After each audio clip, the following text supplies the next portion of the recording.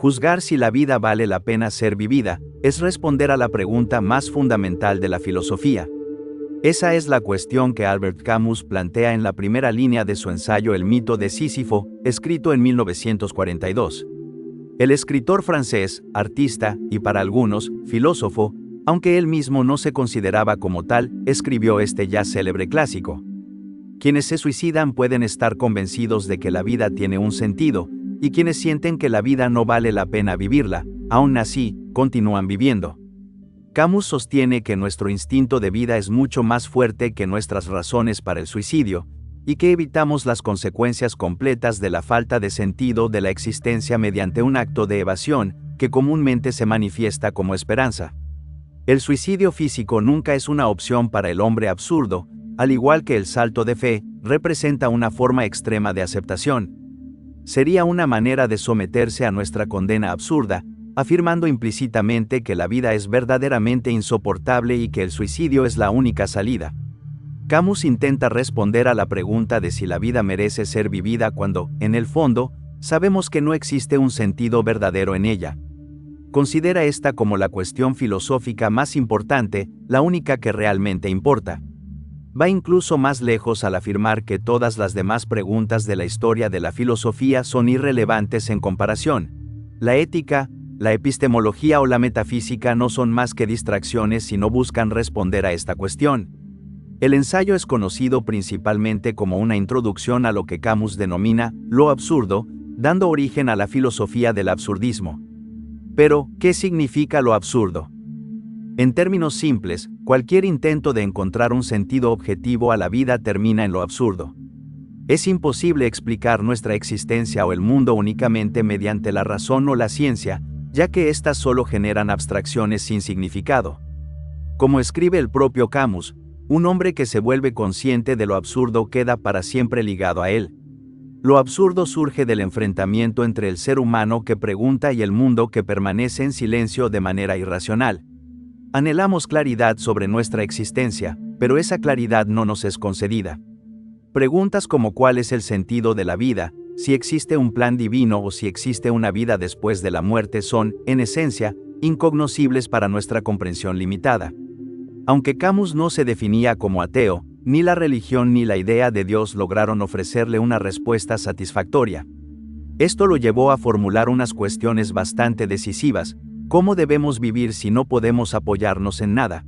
¿Cómo vivir si no podemos conocer el verdadero sentido de la vida y parece que no existe ninguno? ¿Cómo relacionarnos con la absurdidad de nuestra propia existencia? Esas son las preguntas que Camus nos plantea en el mito de Sísifo. Influido por pensadores como Søren Kierkegaard, Arthur Schopenhauer y Nietzsche, sostiene que la vida carece de un significado inherente, a pesar de los constantes intentos humanos por imponer orden y encontrar respuestas a lo que no puede responderse.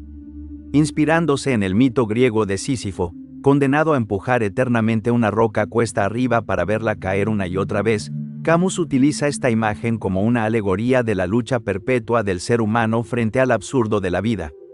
Según Camus, el primer paso para enfrentar lo absurdo es reconocer su existencia. Si como en el caso de Sísifo, la muerte no es una opción válida, la única respuesta posible es la rebelión, encontrar plenitud en el propio acto de empujar la roca, aun cuando el esfuerzo sea infinito. El mito de Sísifo se divide en 4 partes. La primera, titulada Un razonamiento absurdo, la segunda, El hombre absurdo, la tercera, La creación absurda, y la cuarta, El mito de Sísifo. En la apertura del ensayo, Camus aborda la cuestión fundamental de la existencia humana, lo absurdo. Como se ha explicado, lo absurdo nace del enfrentamiento con la falta de sentido de la vida. Los seres humanos estamos impulsados por un deseo inherente de felicidad y de comprensión del mundo, pero al enfrentarnos con la grandeza del universo encontramos un silencio inquietante, un vacío irracional que desafía todos nuestros intentos de encontrar significado. Puede imaginarse como un viajero que avanza por un bosque denso, guiado por la débil luz de una linterna y la esperanza de descubrir algo. Sin embargo, cuanto más se adentra, más queda atrapado en un laberinto de caos e incertidumbre, donde la propia realidad parece burlarse de su búsqueda de comprensión.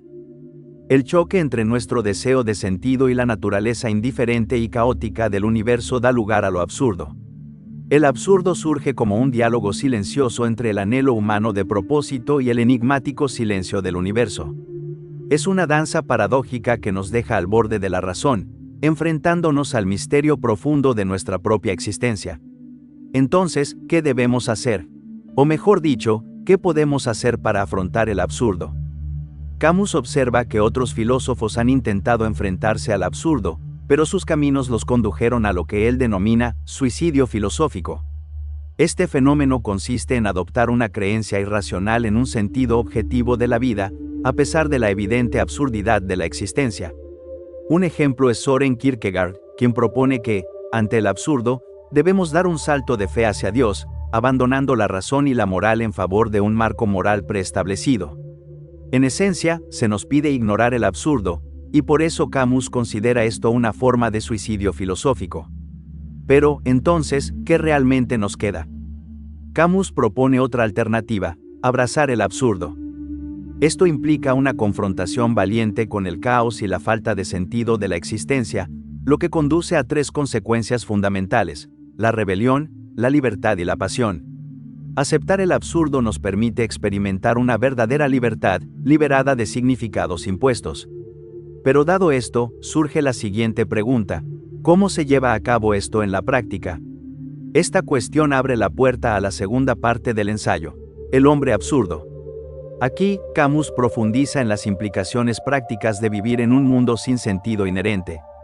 Este proceso comienza con una forma de indiferencia, una desvinculación de sistemas morales, creencias religiosas y opiniones ajenas. Al desprendernos de estas abstracciones, rompemos las cadenas del sufrimiento. En este punto, Camus se acerca en cierta medida a una postura similar al estoicismo. Al eliminar la importancia excesiva de las cosas, disminuye la angustia. Esta liberación, además de reducir drásticamente el sufrimiento, amplía nuestra libertad de acción, abriendo la posibilidad de una agencia casi ilimitada. Para ilustrar esto, Camus presenta tres arquetipos que representan distintas formas de vivir tras reconocer el absurdo: Don Juan, el actor y el conquistador. El primero, Don Juan, es un seductor que no cree en un significado superior ni en una vida futura. Vive persiguiendo los placeres inmediatos, sin preocuparse por el futuro. Don Juan reconoce que no existe un amor absoluto, sino solo amores breves y únicos, y precisamente por eso los vive con intensidad. El segundo arquetipo es el actor. Para Camus, el actor representa a quien vive a través de los personajes que interpreta.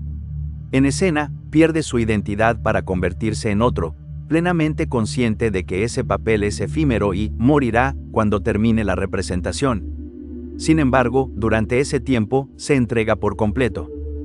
Aquí se manifiesta la pasión como forma de intensificar la experiencia de vivir. El tercer arquetipo es el conquistador. Para él, superar el absurdo no consiste en alcanzar riqueza, estatus o reconocimiento, sino en el impulso constante hacia la acción. Su sentido se encuentra en la lucha misma, en superar obstáculos y en el crecimiento continuo. Al igual que Sísifo empujando su roca, el conquistador encuentra satisfacción en el proceso, no en un destino final. Es importante señalar que estos arquetipos son ejemplos hipotéticos y Camus no los propone como ideales a imitar literalmente, más bien, los utiliza como herramientas para clarificar su pensamiento. Otra idea clave es que el hombre absurdo es amoral.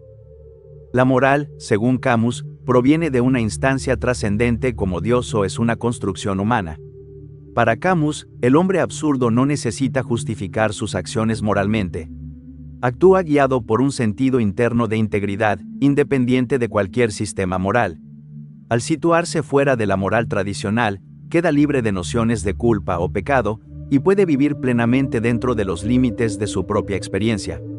La diferencia entre el hombre absurdo y el resto de la humanidad no reside en sus acciones, sino en su perspectiva interna hacia ellas. Por ejemplo, la diferencia entre Don Juan y un seductor común no está tanto en su comportamiento como en la actitud con la que lo asumen.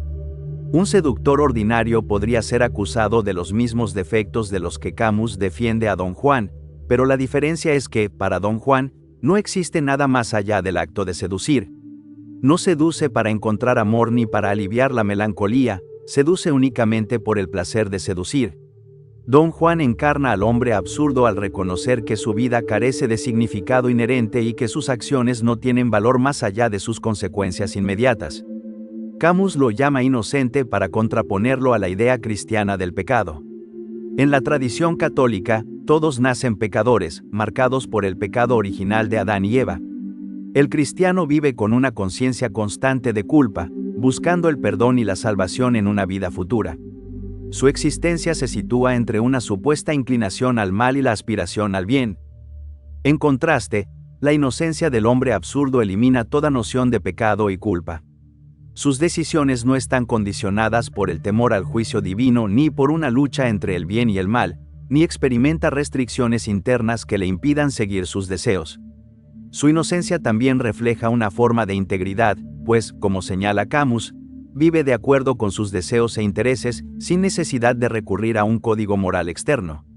En la tercera parte del ensayo, dedicada a la creación absurda, Camus señala que formas expresivas como el arte nos permiten manifestar la absurdidad de la vida.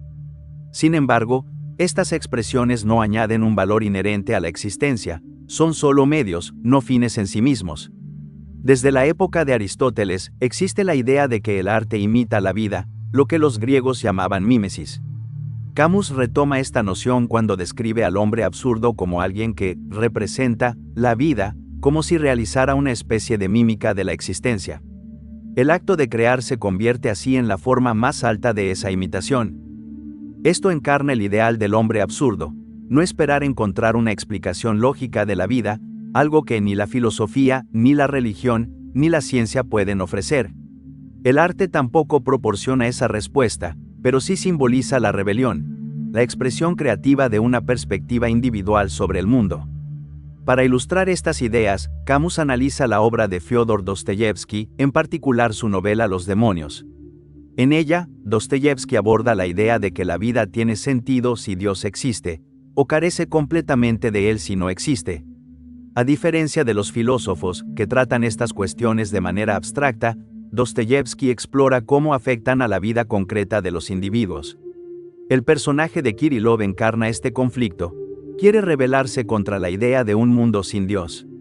Sostiene que, si la vida ha de tener sentido, Dios debe existir, pero no puede conciliar esta creencia con la convicción de que Dios no existe.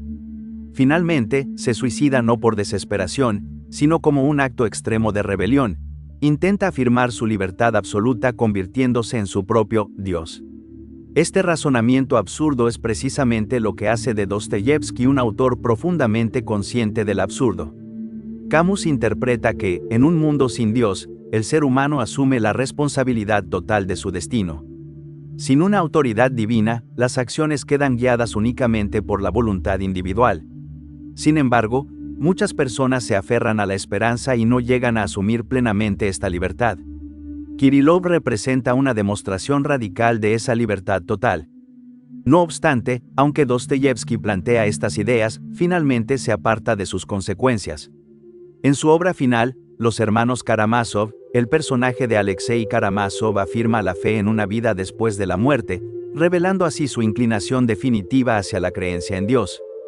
Camus observa que, aunque Dostoyevsky explora profundamente el absurdo, termina inclinándose más con el existencialismo religioso, eligiendo la fe en lugar de aceptar un universo sin sentido. Es el mismo movimiento que ya se había señalado en otros filósofos, el reconocimiento del absurdo seguido por un salto hacia la fe. Reconocer el absurdo no conduce necesariamente a crear una literatura que lo refleje por completo. La cuarta parte, el mito de Sísifo, aborda el núcleo de esta cuestión. La mayor manifestación del absurdo se encuentra en nuestra vida cotidiana. La persona absurda es aquella que ha visto a través de la repetición ridícula de lo diario, levantarse, tomar el transporte, pasar horas en la oficina o en la fábrica, comer, volver al transporte, trabajar, dormir. Lunes, martes, miércoles, jueves, viernes y sábado, siguiendo siempre el mismo ritmo. Este camino se sigue fácilmente la mayor parte del tiempo, hasta que un día surge el ¿por qué? Y todo comienza a teñirse de cansancio y asombro. Camus asocia esta repetición con el mito griego de Sísifo. Sísifo, rey de Éfira, la actual Corinto, fue un tirano cruel condenado por los dioses al peor castigo imaginable: empujar eternamente una roca cuesta arriba, solo para verla caer una y otra vez. Su existencia está marcada por un esfuerzo perpetuo, inútil y sin sentido. Y, sin embargo, encuentra consuelo en su desafío. Para Camus, Sísifo se convierte en el símbolo del héroe absurdo, aquel que abraza su vida por completo, desafiando su destino a pesar de estar encadenado a una tarea sin significado. En este sentido, todos somos como Sísifo. Cada uno carga con su propia piedra, empujándola con esfuerzo solo para verla caer nuevamente en la insignificancia. La verdadera absurdidad de nuestra existencia radica en ser conscientes de esta condición. Aún así, Camus no propone rendirse ante la desesperación. Imagina a Sísifo enfrentando su destino con desafío, especialmente en el momento en que desciende la montaña para comenzar de nuevo. En ese breve instante, recupera su libertad, se eleva por encima de su destino y afirma su dominio sobre su carga. Ya no es solo un prisionero eterno, también es un rebelde. Aunque nuestras luchas cotidianas parezcan inútiles, somos nosotros quienes les otorgamos significado. Por lo tanto, incluso dentro del absurdo, podemos dar sentido a nuestra vida. A través del mito de Sísifo, Camus aborda la esencia de la existencia sin recurrir a explicaciones metafísicas o abstractas. Su enfoque se centra en una experiencia compartida, ese momento en que el absurdo se revela. Camus concluye con una imagen interesante: deja a Sísifo al pie de la montaña, donde inevitablemente volverá a encontrar su carga. Pero es precisamente ahí donde se revela su grandeza. Su fidelidad a la tarea niega a los dioses y eleva su condición. El universo, sin un amo, ya no le parece estéril ni inútil. Cada partícula de la piedra, cada fragmento de la montaña, constituye un mundo en sí mismo. La lucha hacia la cima basta para llenar el corazón de un hombre. El héroe absurdo percibe la vida como una lucha constante, sin esperanza. Negar esta lucha o huir de ella sería escapar del absurdo. Por el contrario, el hombre absurdo debe vivir con plena conciencia de su situación. Mientras empuja la roca, Sísifo experimenta esfuerzo y fatiga, pero, al descender, toma conciencia de su condición. Nosotros solo tememos su destino porque vemos su inutilidad de forma evidente. Sin embargo, nuestra propia vida no es diferente, también está marcada por esfuerzo sin garantía de sentido. Lo que hace que esta condición parezca terrible es la comparación con una vida mejor imaginada. Si realmente abandonamos esa expectativa, podemos aceptar nuestro destino sin temor. Sísifo trasciende su condena precisamente porque la acepta. Su sufrimiento solo sería insoportable si mantuviera la esperanza de algo distinto, y sin esperanza, los dioses ya no tienen poder sobre él. Aunque Camus difiere en muchos aspectos de Nietzsche, su influencia es evidente, especialmente en la forma en que interpreta la tragedia. La conciencia del destino es lo que vuelve trágica la situación, como ocurre también con Edipo. Sin embargo, ambos personajes alcanzan una forma de afirmación al reconocer su condición. La aceptación de los límites y del destino conduce a una forma auténtica de heroísmo. Camus concluye que la felicidad y la conciencia del absurdo están profundamente ligadas. La verdadera felicidad surge al aceptar la vida tal como es, sin recurrir a ilusiones. Si la felicidad dependiera de escapar de la realidad, sería una forma de autoengaño. El mito de Sísifo demuestra que es posible encontrar felicidad en la aceptación plena de la experiencia. Por eso, si la felicidad es posible, Sísifo debe ser feliz.